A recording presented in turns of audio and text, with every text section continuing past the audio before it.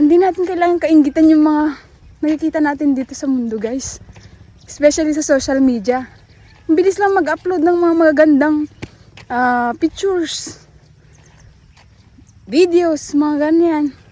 Pero deep inside, hindi natin alam or in reality kung ano ba talaga yung takbo ng buhay nila, kung masaya ba sila o hindi.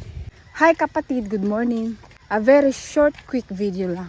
Kailangan bang kainggitan yung mga taong malalaki ang bahay, madaming cars, or madaming magandang damit? Kailangan bang kainggitan yung mga ganun? Hindi. Alam niyo ba kung bakit?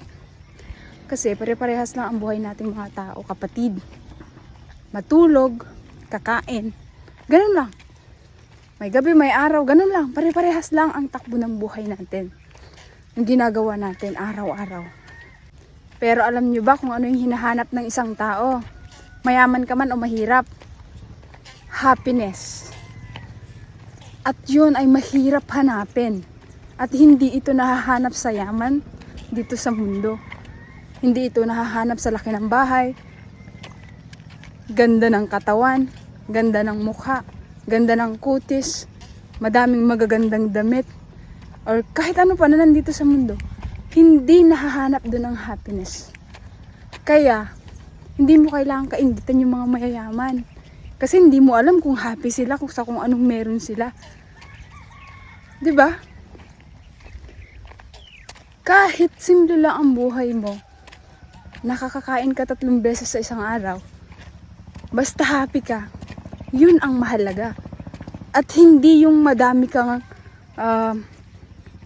cars or malaki ang bahay mo, kung wala ka namang peace of mind, wala ka naman contentment sa sarili, walang silbi yun.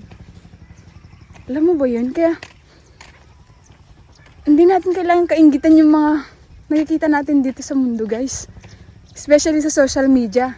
Ang bilis lang mag-upload ng mga magagandang pictures, videos, mga ganyan.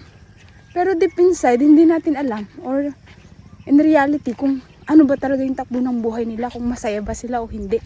Tignan nyo, yung mga mayayaman, mga artista sometimes, di ba? Hindi lahat happy or may contentment sa buhay nila. Kasi sometimes yung mga ibang mayayaman, hindi nakakontento. Marami na nga silang pera, pero bakit they're always chasing wealth in this world? 'Di ba? Kasi nga hindi nila nahahanapan yung happiness sa sarili nila. Hinahanap nila sa kung ano-anong bagay na hinahabol nila dito sa mundo. Ang mga bagay-bagay dito sa mundo, very short lang yan eh. Maikli lang. Ang buhay nga natin dito sa mundo, maikli lang eh.